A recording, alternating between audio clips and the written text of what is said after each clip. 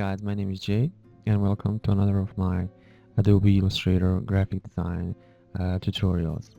Today I have prepared the FIFA World Cup 2018 official logo, and I really think this is a beautiful logo. So I just wanted to show you how it's probably been made. Uh, uh, just a few quick notes about how this logo is going to be done. First, we are going to make this upper part the ball, and then since I haven't found any logical law how this bottom part is being made, unfortunately I'm gonna have to take it from the initial design, but I will talk about that later. So we can start by making a 100 by 100 pixels circle, and create a duplicate of it. Just Ctrl C and Ctrl F, and then use the scale tool to scale it to about 30% of its size, and again Ctrl C and Ctrl F. Now make one copy of 150% and another 50%. These little circles will be our guides. Now take this circle and skew it to this middle circle here, and let me undo this. Ctrl C, Ctrl F. Now skew it. Then with Shift pressed, go to the first edge of the first circle and drag. Now make a duplicate, Ctrl C, Ctrl F. Do the same here and here, and just move these a little bit to the left. This one too. For the next part, take this ellipse and drag her to the left. Go Control C of the first ellipse, and with the shape builder tool, hold Alt and remove these parts here. Now press Control B to paste in back. Now what we have to do is press the rotate tool R and click on the center here, and while holding Alt, rotate everything to about 120 degrees, and then release, and hit Control D to duplicate this action. Just slightly adjust the sizes of these two guys. So this works pretty fine. For the next part, like I said, it's really hard to replicate the logo exactly without looking, so we'll have to pick these shapes directly from the design. So we can start from this guy here, and yeah, this is basically the pen tool here working. And if you don't have experience with the pen tool, yeah, you'll have to look it up, but it's a very important tool which you have to master in order to make quality designs. So I just might do a fast forward on this part, and see you in a few.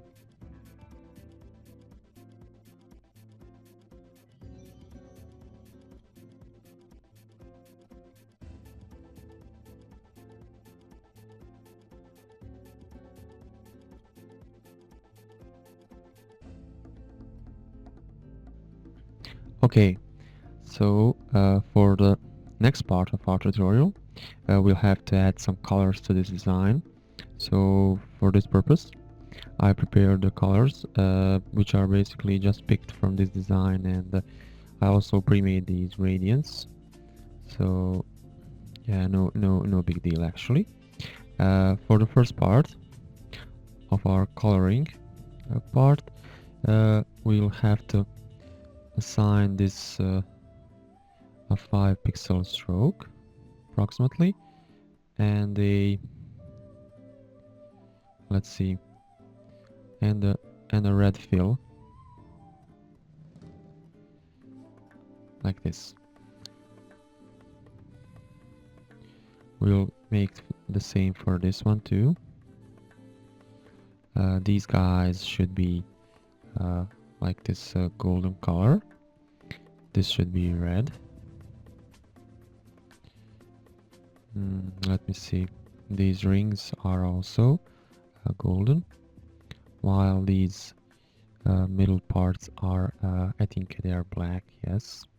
And if you have this problem with where you cannot see some design, just go to outline mode by pressing Ctrl Y. I think you can see, you can toggle this option here, and now select these rings, and just to be sure, press Ctrl X and Ctrl F to bring them to front, and color them into blue. And since these are like some darker parts to give the design some depth, they go with a slightly darker color.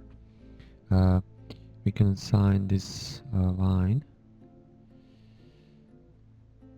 this golden stroke also, and I will just extend this part so it covers up these areas here where we have the background showing up.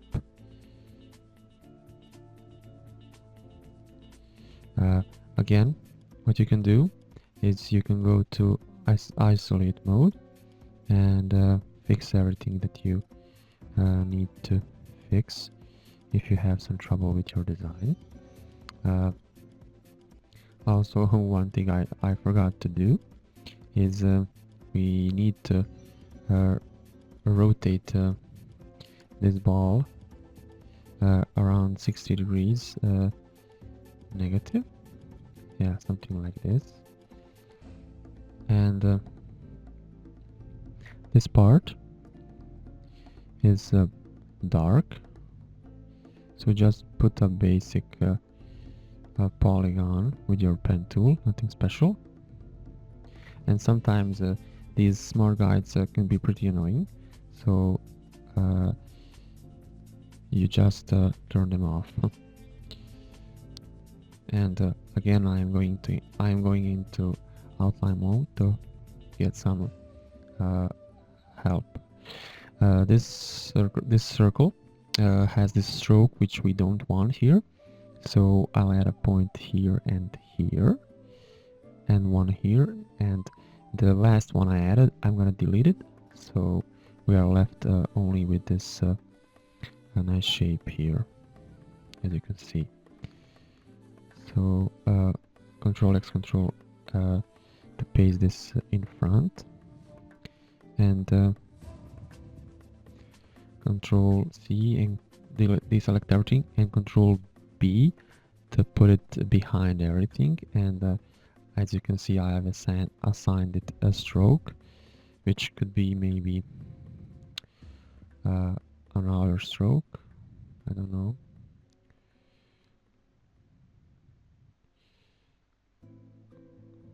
Maybe like this. Okay, it's fine. And we can see that this line is overlapping, so I'm gonna select this circle and put it in front, so we have no trouble with this one. And this is basically just some adjusting of the logo, so it looks right.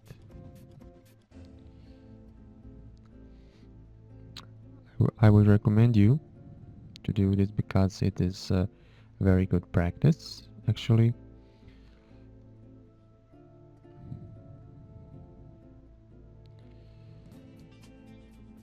and we need to, I'm just gonna manually close this gap here,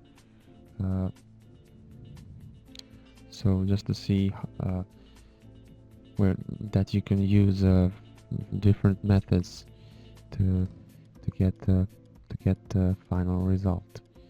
For example, I can add a point here on this shape and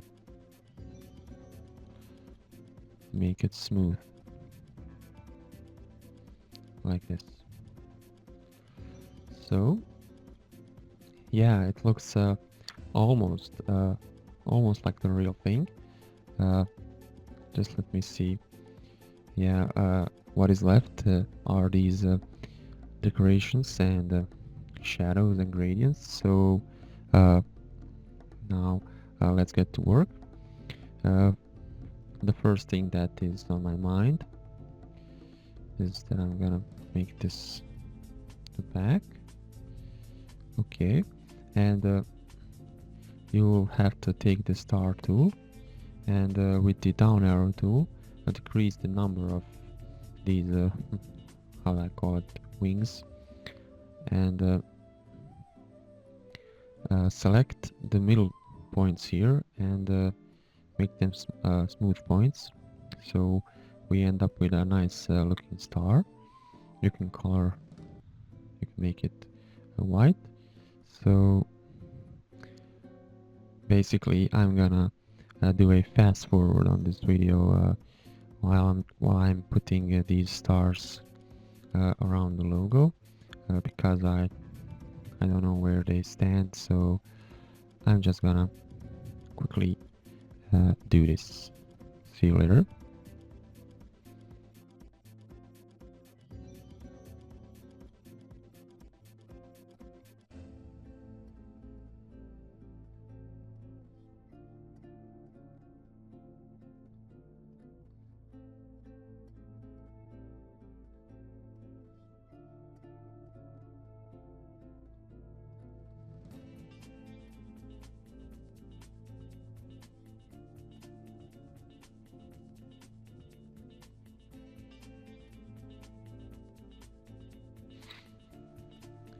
Okay, basically now comes the tricky part of the logo design.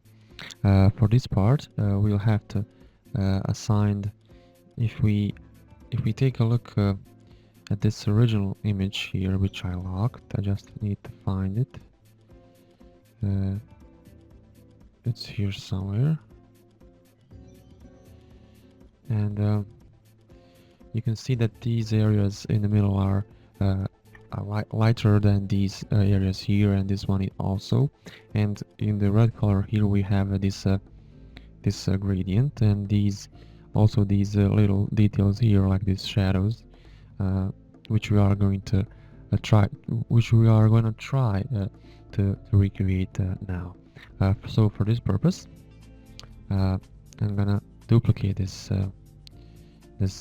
whole logo here, select it, and go to isolation mode. And then we will expand everything in the logo, from strokes, basically anything, and then go to the pathfinder and click the merge option here. So it merges, basically it removes all the individual shapes that we created earlier and merges them into one continuous shape. So now for the next part, you gonna use the magic wand tool and set the tolerance for fill color to 0. Now when we click on a color, for example this golden color, it selects all that color in our design. So if we cut this path here, we can get two shapes where we can then apply a gradient to it. So if we take this radial gradient that we already pre-made, it's basically taken from the design, And for the bottom part also, we can achieve that similar effect that the logo already has. And now for the red colors, it's basically the same. You just what I did is I first added this red gradient to the design.